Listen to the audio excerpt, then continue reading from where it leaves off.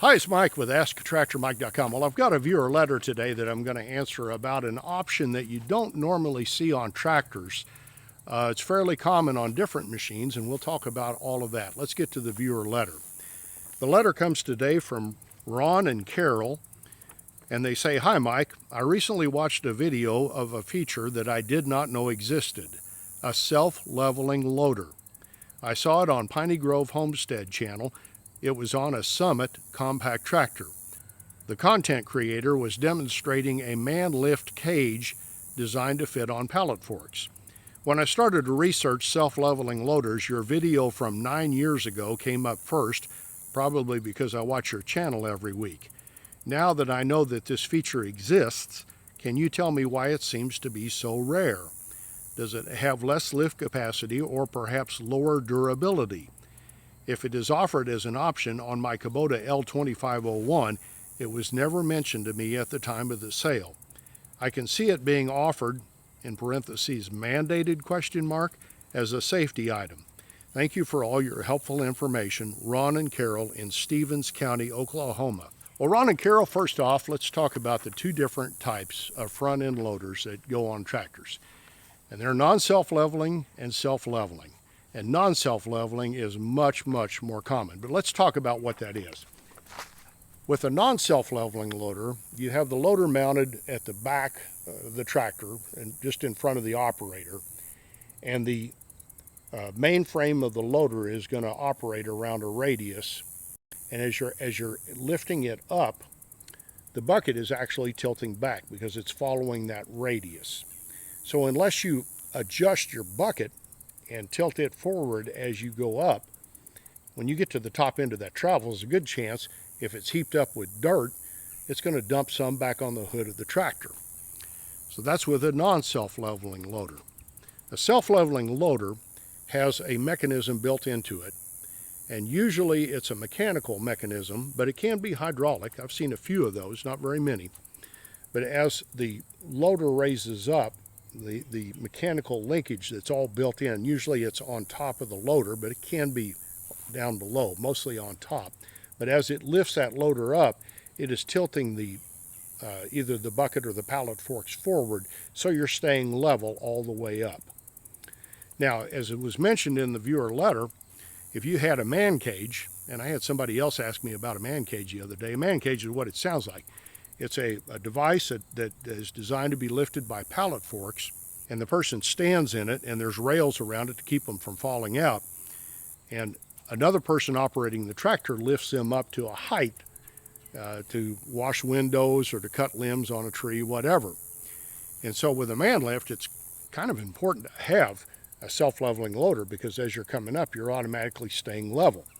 Now, I don't know about you, if I had a man lift, and I think it's a great device, I could probably find some uses for one, but I'm not sure I trust my wife, who would be running the tractor, to keep me level as I go up. And if she doesn't, you'd be leaning way back when you got to the top, or you could be tilting forward. And they've got usually got a strap or a mechanical device to keep them to the frame of the pallet forks as they go down. But if you didn't have that, you could slide off the end of those forks. That wouldn't end very well. So, and I don't know that I would trust myself lifting my wife up. The place I know we would use it, we've got some high windows on our house, and if we had a man lift, I'd probably pick my wife up to wash those windows, and I would be glad to do it, but she doesn't like the way I wash windows.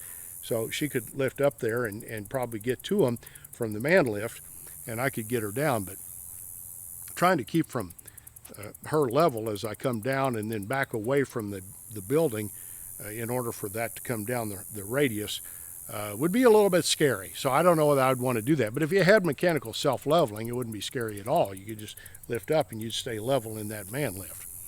Now, to answer your question, why do we not see more of it? Well, because it adds cost to the package. If you're buying a tractor and a loader, usually I would estimate that if you compared a self-leveling loader package to a non-self-leveling, I think you're going to probably pay, if it's an option, anywhere from probably $800 to $1,000 or maybe more to get the self-leveling feature. And that's why you don't see it more, because it gets you as a manufacturer more to a price point if you don't offer it. Now, durability and longevity and everything like that, lift capacity, I don't think it's going to be any different with a self-leveling loader versus a non-self-leveling loader. Now, the reason that your tractor salesman didn't talk about self-leveling is it's probably not an option on an L2501. And it's not an option on most tractors, unless it's a completely different loader. I've only seen one instance in all my years in the farm equipment business where a non-self-leveling loader could actually be made into a self-leveling loader, and that was done through hydraulics. There were brackets built into every loader, and if you added a pretty intricate hydraulic system in, which came in the form of a kit, you could change a non-self-leveling loader into a self-leveling loader. But on most tractors, you either order a self-leveling loader from the factory or a non-self-leveling loader from the factory, and most dealers don't stock the self-leveling if it's available because of the extra cost that it adds. Now, I have seen a very few tractors that were self-leveling from the factory, and the one that stands out in my mind, when I was in the dealership world, we were a Coyote tractor dealer, and they had one model in their line, a DK55 at the time, that was self-leveling. Every one of them had a self-leveling loader on it. And that was the only tractor in the line that had it. You couldn't add it to the smaller tractors. The 55 horsepower, all of them were self-leveling. It was a nice feature and you could talk about it. But if a person said, I don't need a tractor that big, I want a DK45 with self-leveling, you couldn't get it. So it's either there or it's not on most tractors.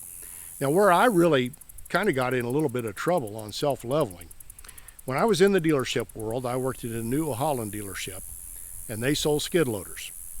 And I think they were the first people to come with a skid loader with self-leveling. And they had a feature that they called Super Boom. And the Super Boom, you can see, is a mechanical device on a New Holland loader. As it's lifting up, it's staying level because it's got all these linkages on it. And the other thing it does, and this was engineered in, and this was brilliant, whoever came up with this was brilliant. As you lift the bucket, not only is it coming up, but it's moving forward. And that's important on a skid loader. So let's say you've got a bucket of dirt, and you're lifting it up and you want to put it in a dump truck. As it came up, it moved forward, and so you could dump it in the middle of the truck. Now, the main competitors to that were Bobcat and Case, and at the time, and I don't know if it's still Case or not, neither Bobcat or Case had any kind of self-leveling. They were a radial arm machine. So as you're raising up a Bobcat or a Case, if you're not adjusting your angle of your bucket, when you got to the top, you could dump that back on top of you in the cab. And if you had an open cab, you could dump dirt right down on top of the operator. And we sold hard against Bobcat and Case that our skid loaders had that Super Boom feature. And Deere had it, and some of the others had something similar to that as well. But we sold hard on that. And then, as I was exiting the dealership world, New Holland, in all their infinite wisdom, came up with a radial arm machine. So after years and years and years of telling everybody you want a self-leveling Super Boom, they came out with one that was a radial arm machine. So I don't know exactly why they did that. Of course, it's less money, so you hit a price point at that time. But long and the short of it is, most of the time, self-leveling is not available. On some tractors, it's probably an option, but it has to be ordered from the factory, self-leveling versus non-self-leveling.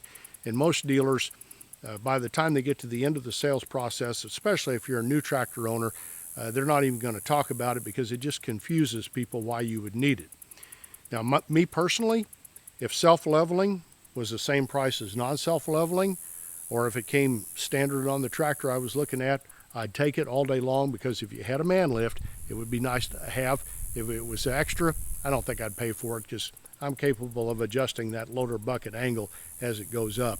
And I've never had a self-leveling loader, and I've gotten by just fine without it. So that's the story of self-leveling. I appreciate you watching my videos. I would be honored if you would subscribe to my YouTube channel, and you can do that by clicking the My Face icon, and make sure you check the bell so you get notified when I post future videos. Here's a link to my website and the Tractor Fun Store with cool things for sale for the tractor owner that helps support my channel. You really should check it out. And here's another couple videos you might want to watch. Thanks for watching.